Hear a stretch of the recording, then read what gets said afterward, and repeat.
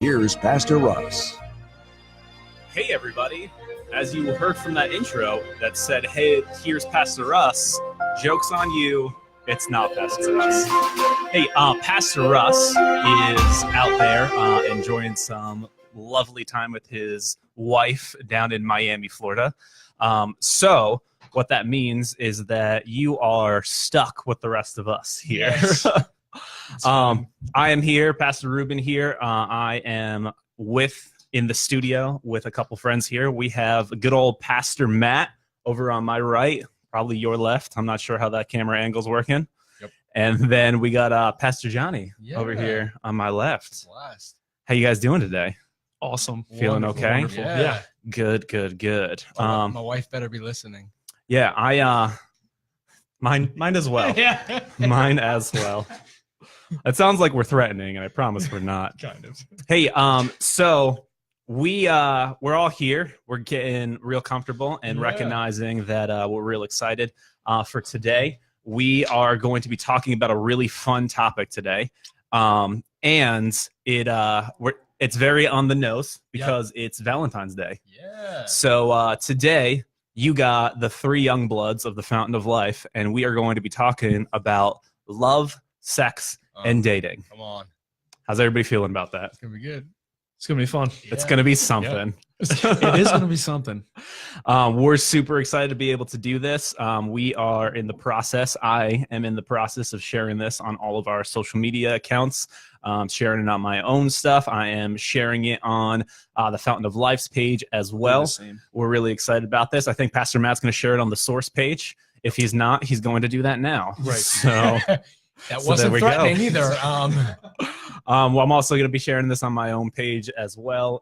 Pastor Johnny will be doing likewise. So here we go. Hey, listen, we are going to say this right now. We're going to be talking about something real fun today. It's going to be real great.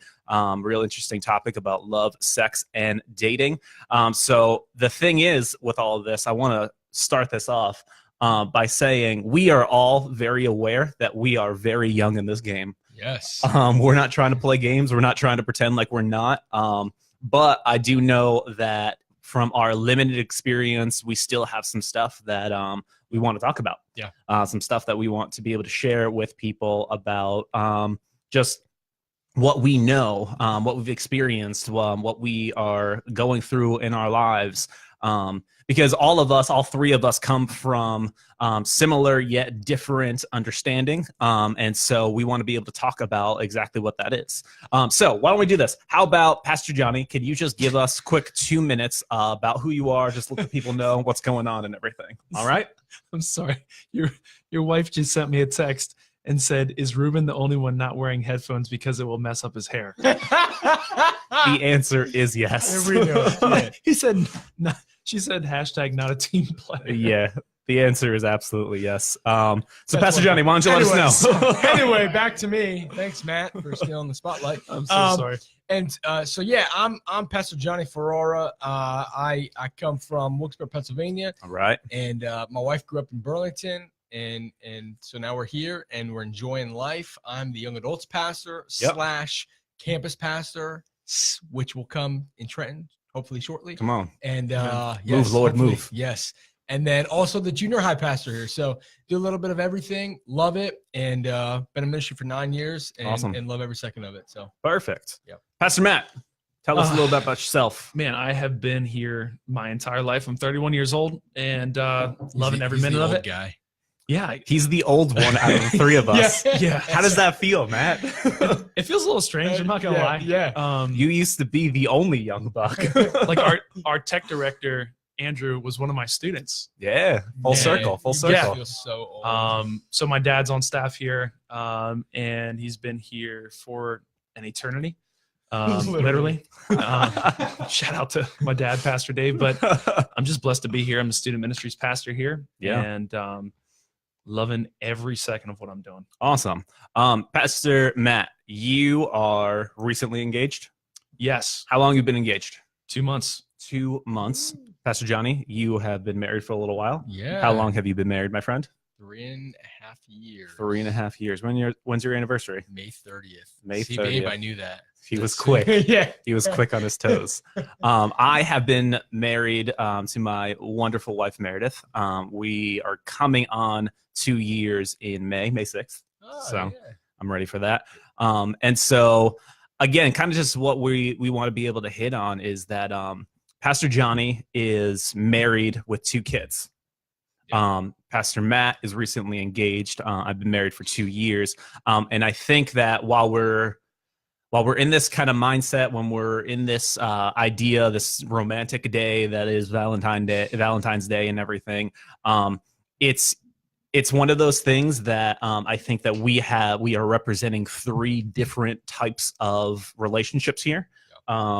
All similar, all with the same goal in mind and everything like that, but we're representing 3 different types of relationships. And so we want to be able to talk about that. We want to be able to talk about what it's actually like for us to, what it's like to be in that relationship, what it's like to try to live our lives day in and day out. And very importantly, I think that what does it look like for us as individuals to make sure that our significant other, I'll leave significant other like that because I can't just say spouse with all, and that be all encompassing. Right. But what does it mean for us to make sure that our significant other is being honored in the relationship? That our significant other is being loved and taken care of and pursued. And so that's kind of what we're going to talk about today. How do we, in different walks of life, be able to pursue our spouse? Right. So let me ask this, Pastor Matt, what in this season that you're in right now, right? So you are planning for a wedding. You are looking for a house, right? Looking for a place to live, whether apartment or whether, buying a house, whatever that looks like for you. What does it look like for you to pursue Anastasia now that you're in this season where it may feel like it might be a super romantic time, right? Because you're planning this giant wedding. But what does it look like for you to pursue Anastasia in this time right now? Yeah. Well, first of all, happy Valentine's Day, hon. I think she's at work right now, and she can watch later. It's fine. Yeah. Well, I would say the pursuit looks and feels a lot different because it becomes very methodical in, hey, are we making our budget for the week? Right. The most romantic thing that she can do for me is hit those budget marks. True. You know what I'm saying? Yeah. No, but it becomes really practical. Right. Obviously, we are still head over heels romantic with each other, but the romance takes on a different form. Yeah. And I got to make sure that just because I'm being logical about things, hey, are we good on our budget this week? Planning for a wedding, looking at, a future house and things like that. What's sexier than numbers? Am I right, everybody? Truth. Come on. Well, yeah, seriously though, the pursuit looks different because it's not the ooey gooeyness of when you're first dating. Yeah. Right. It just takes on a different form. For sure. And you feel accomplished in that romance. Yeah. When both of you are agreeing on things. It's like when you are hitting those marks, like talking to a florist or setting a venue or looking at she just bought her dress. So okay. The romance just takes a different form because you're excited about different things that you weren't excited about before. Right. So the pursuit just feels different. And I think knowing that the pursuit feels different, knowing that you have less money to spend on extravagant dates. Right. And you got to appreciate the small stuff. Right. So hey, just hanging out and getting a slice of pizza and talking about the wedding is very romantic. Yeah. So I would say that that's a part of that pursuit there. All right. That's good. That's really awesome. Pastor Johnny, same question here. So you're an entirely different space, right? Because you are married with 2 kids. Yep. Your oldest son is turning 3, Yep. correct? In June. Yep. In June. And then Silas, recently born. How old is he? He is 3 months. 3 months old. Yep. So having a 3-month-old Yeah. and a 2-year-old, you pursuing your wife Julia looks significantly different Yep. Than for me or for Pastor Matt. Yeah. So in the similar vein, what does it look like for you to be able to pursue Julia in this time? Yeah, I think and we talked a little bit earlier, but it's really all about intentionality. Being intentional. We started being intentional with the way we pursued each other from when we first started dating. And it really has gone over until now that we have kids. One thing we started from the get-go, because I'm a really lovey-dovey person, as Ruben knows, as I always like to rub his shoulders. I hate it. I hate it. And so so from the get-go, my wife and I were never allowed to leave a space without giving each other a kiss, and that's those little things. Now, how cute. Yeah, it's fun. We need to get like a button or whatever so everybody can go all Yeah. together. We can work on that. Yeah. All right. We'll get there. We'll get there, Mr. Director, brother. Yeah, whatever your name is. Right. Andrew. And so, but yeah, so just little things like that to be really intentional about how we pursue each other. And what it did was we started in little things, just like everything else, right? We started in the little things when we started dating. And now that we are married, those things just come naturally. And we'll talk a little bit later on how you kind of do that as well in my advice. But just making the most of the time you do have together. When kids come, it's really difficult to find time for each other. Right. And so you have to be intentional about your dates. Right. Whereas before, it's like, okay, let's go extravagant and we'll put it on the credit card. Money doesn't matter. Right. Well, now you got kids and you got really true expenses. Right.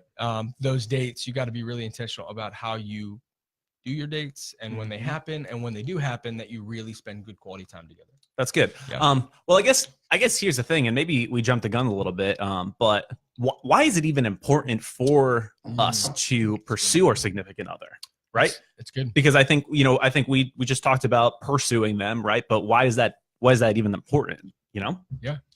Man, I'll just jump right in. Yeah, go for it, man. Dude. The pursuit's important because otherwise, when you hit a different phase in your relationship and in your life, you're gonna miss the opportunity to experience a deeper love. Yeah. And the same love that got you there isn't the same love that's gonna keep you there. Correct. Because life just takes on a different phase. Like you split your love. Correct. Yeah. 3 ways. Yeah. And right now, obviously I have my family, right? Just had a beautiful niece. Shout out to Meadow. My mom's probably watching right now. Shout out Meadow Grace. What up? Meadow Grace. It just sounds like a really good it's such a gangster performer name. Yeah. Meadow Grace. Meadow Grace, or at least an album. Yeah. It's at least an album. So anytime I get talking about my niece, I just get wicked distracted and lose my train of thought. I've seen it happen. Yeah, it's happening now. It's happening now. But my family gets my love and attention, and also Anastasia. But I have to realize that now she's my fiance. So the priority is changing. Right. And I'm recognizing that. Right. Even though I bought my mom flowers today for Valentine's Day, still love her. Where's that all button? Right. Can we get one of those soundtracks? I think you and I have to be whoever the opposite people are in the room have to create it. It's just you just realize that your love shifts over time, and the sooner you realize that, the better you'll realize that you are called to love people differently in different seasons of your life. So that's good, man. Yeah, that's super good. So Pastor Johnny, what does that mean? What does even pursuing your spouse even mean? Why is that important? All this stuff. Yeah, I think it's in anything. It's building that relationship. It's spending time. Why is spending time together important? I think that's kind of self-explanatory. It's wanting to be around the other person. If you spend once a month with that person who you say, yeah, I love you. You spend once a month with them. It's meaningless. It's pointless stuff. And so pursuing them shows them you care. Listen, I'm in this thing. I want to make this thing work. Don't get lazy with it. Right. You know what I'm saying? Always do what you can to go after that person, to show them that you care, show them that you love them. You really mean this thing. If you don't, then it'll end up pretty bad. So That's fair. yeah. There's a scripture that it really is referring to felt like Christian to Christian, right? Yeah. But obviously, if you're in a godly marriage or near a godly relationship, it obviously can apply to you and your significant other there. But the scripture, I can't remember exactly where it is, but it says, "Outdo one another in showing each other honor." Yeah. Right. Yeah. And so I think that idea of In honor, preferring one another, right? Yeah. exactly. Yeah, I think the idea there is very much like I'm gonna try to, for lack of a better term, outshine you and how much I want to raise you up and how much I want to honor you, really. And so I think that's so huge for us when we're in these relationships, that I want to outdo my wife in honoring her. Yeah. And so that means for me I'm going to clean the dishes. I'm going to clean the house. I'm going to buy the chocolates. I'm going to do whatever because I want to show her how much that I'm honoring her. Yeah. And I think that's one of those things that, again, we as the men in the relationship and with our significant other, we're supposed to reflect Christ to our spouse. And we're supposed to, love our wives the way that Christ loved the church. Yeah. And so I think it's so important for us to really try to do those things. And I'm going to do whatever I can to lift you up, to be able to show you that honor and that respect and show you how much that I love you in all of this. Yeah. Well, essentially it becomes a competition for you two. Yeah. Yeah. It's so weird to call it that. Yeah. But it's also like so accurate to call it that. I mean, what better way to advance in your relationship than compete with the other person? Right. And it's not a compete because I'm better than you. It's compete because I love you so dang much. Yeah. That the only thing I want to do is show you that. Right. Yep. So essentially you're competing against yourself. Right. Because you're basically toning down the selfishness in the relationship. Like, what can I get from my partner? Yeah. And like, hey, what can I invest in them? Right. What emotional equity could I build? Right. Yeah. And there's those number terms again. Yeah. Like talking about equity over here. It's just like what's spinning through my brain. What emotional equity can I build into this relationship right now by showing her how much I love her? Right. Yeah. That's good. You guys know the book, 5 Love Languages? Yes. By Gary Chapman, it is, right? Classic. Right. Do you guys know what your love language is? Mm-hmm. Come on. I said mine earlier. I feel like I know what Pastor John's love language is. That's weird. That makes me feel uncomfortable. He's very physical touch, and then we can move on. What's your number 2? Probably words of affirmation. Okay. I like when my wife says I look good. Now, what's your wife's number 1 love language? My wife's is, hold on, it's acts of service. I was gonna give you a second to think about it. Her least is physical touch. Okay. And, okay. but we work well. Very interesting. Yeah. Very interesting. Let's talk about that in a second. Pastor Matt, do you know your love language here? Yeah. So mine's acts of service. Come on, somebody. Yeah. Followed by close second, which would be words of affirmation. Right. Hers is quality time. Good. Which I definitely have to make sure I'm balancing because of my pastoral role. Right. And then also to like my community police chaplaincy, which takes me away from certain things. So there's certain times where I'm out on a date, and the phone rings and I see it's the police department and I'm saying, I know if I answer this call, Pastor Matt's a chaplain, for just to let you guys know. Right. I gotta go. Right.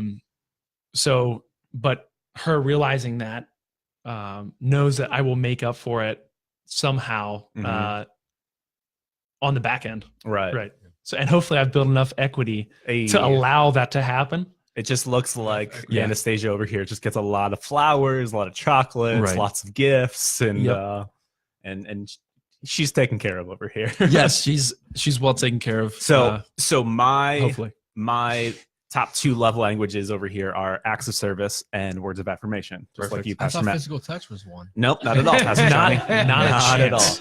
all. So the way that I always talk about it is just do things for me and tell me I'm pretty, and you'll make me very, very happy. It's true. Tell me I'm free. I'm a simple man. That's good. That's not true. I'm not a simple No, man. he's not. But my wife, her number 1 love language is gift giving.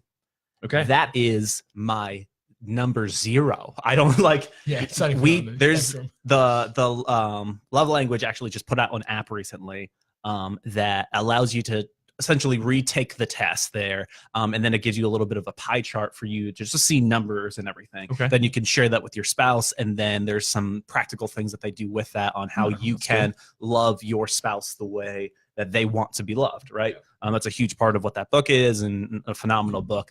So pick that up if you want some resources there. But I say all of that to say that because it's so low on how I show people love naturally, it's so much more difficult for me to love my wife in the way that she wants to be loved. And that's not at all selfish. That's not at all rude or anything like that, because that's just the way that she's built. That's the way that she expresses love, and that's totally fine. But I say all of that to say it's so difficult for me to consciously think, okay, you need me to love you in this way. You need me to love you in this way. So I'm going to try my best to do that. But it's not my first thought. My first thought is clean the dishes. My first thought is vacuum the carpet. My first thought is go and fill up her car with gas, or when it's snowing, make sure her car is clean and ready.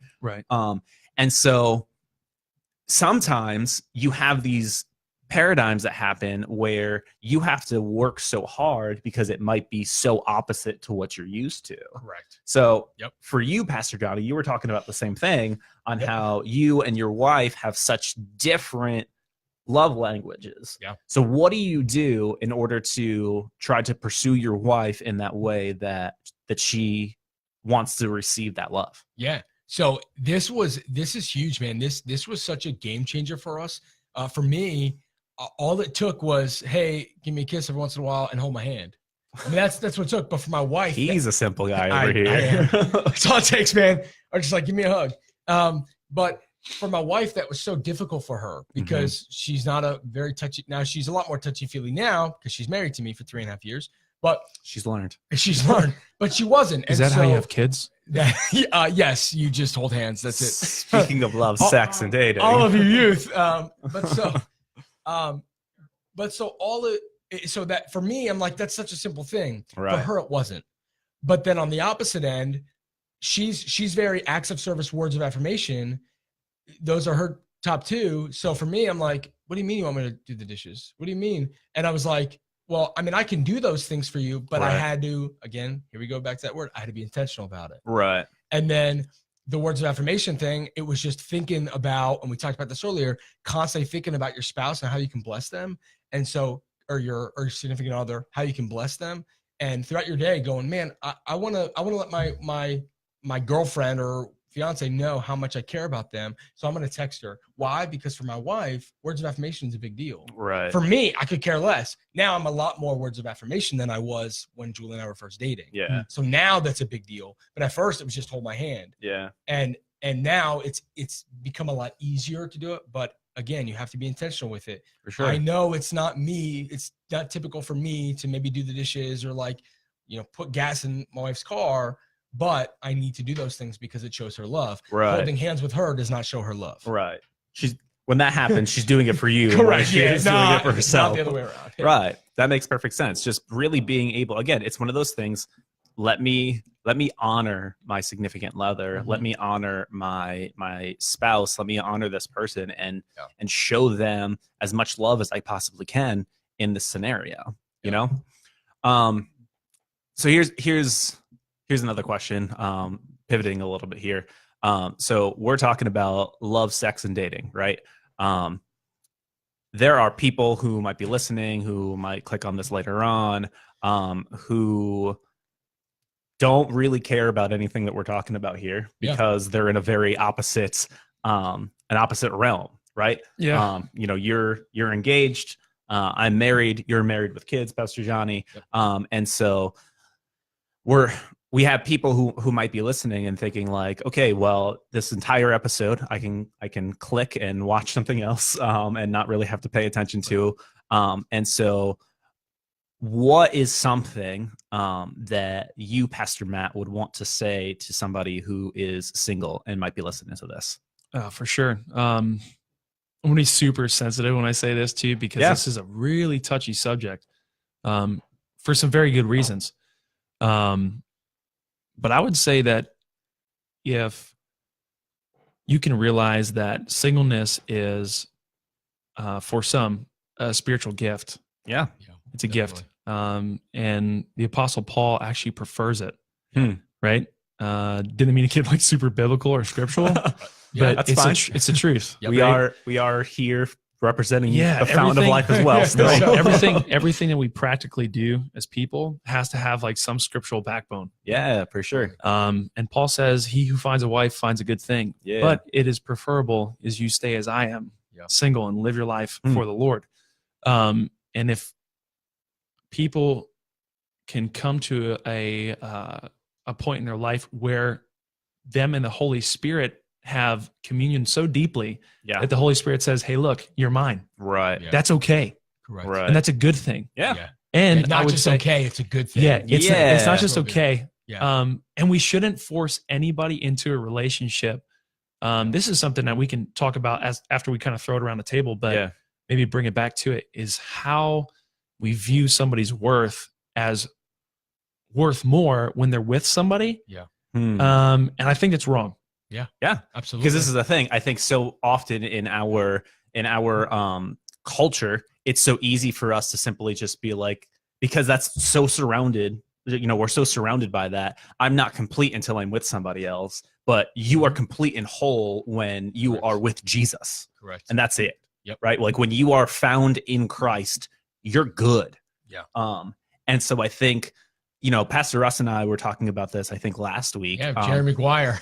There you go. Screwed everything up. Yeah, exactly. And I think it's one of those things that we have to be so intentional and so ready to remind ourselves that you individually are whole in Christ. And you don't need a single other person to validate that for you. That's right. Right. Yeah. Pastor Russ always says, I just got one little quote from him: run after God as fast as you can. And if someone can keep up, introduce yourselves. I think that's so key. If you're looking to ever, you know, find somebody else, there's always that. As a young adult pastor, I deal with a lot of guys who are like, oh, I don't know what to do. I don't have this. Listen, in your singleness, just love Jesus. Hey, you may be single. I know plenty of people who are single their whole lives, and you know what? They're some of the best ministers that I've ever seen, and they just love people, and God's called them to that. Right. And that is not, again, like Pastor Matt said, it's not just, that's okay. Like, oh yeah, pat you on the back, that's cool. Right. That's a good thing. Right. Yeah. I've seen amazing people who are single do incredible things for God, partly because they were single. Right. They didn't have, like, for me, I can't just go out and minister to people. I got to talk to my wife. I got to make sure she's cool with the kids. You can't just go and run off to India and become a missionary. You have a responsibility that you have to jump into. When you're single, you can do some of those things that me as a married guy with kids can't do. Right. And reach people that I can't reach. Yeah. So it's not just an okay thing. It's a good thing. Yeah. That is a godly thing. Yeah. Right. And we should celebrate it. Yes. Yeah. Yeah. Not like, oh, good for you. It's not something cute. Yeah. Like, oh, cute. Look at you. How you, it's a good thing. Yeah. We only have a couple more minutes here, and I want to get through just two quick things here. Listen, Joe Crotchman told us a couple weeks ago that we could take some extra time. So Joe, if you're listening, thanks so much for the extra time. Brother Joe. I'm racking this in right now. Right. So two quick things, right? I'm going to leave this a little bit broader than what we might have thought. But if you could give a piece of advice to somebody who's single, somebody who's single, somebody who's engaged, somebody who's married, someone's just in a relationship, somebody with kids. Yeah. I'm going to leave it nice and broad over here and speak to what you want to speak to here. If you can give one piece of advice what piece of advice would you give, Pastor Matt? Spend your time and allocate your money as if you already have somebody in a relationship with you. Bringing it back to the money. Yeah. I like it. Which is wicked important It's because you learn habits. Yep. Because if you splurge on yourself, it's going to be very hard for you to splurge on your significant other. Because you're going to learn how to love that. Yeah. So that's good. Be wise. Yeah. Financially. There you go. That's Johnny. I guess 2 things. If you're looking to have kids, get up early now. Because it'll happen at one point. That's my funny one. Let your body get used to it. Yes, and but it's fun. But my main one is really make the moments you have together meaningful, so that you can build a relationship together.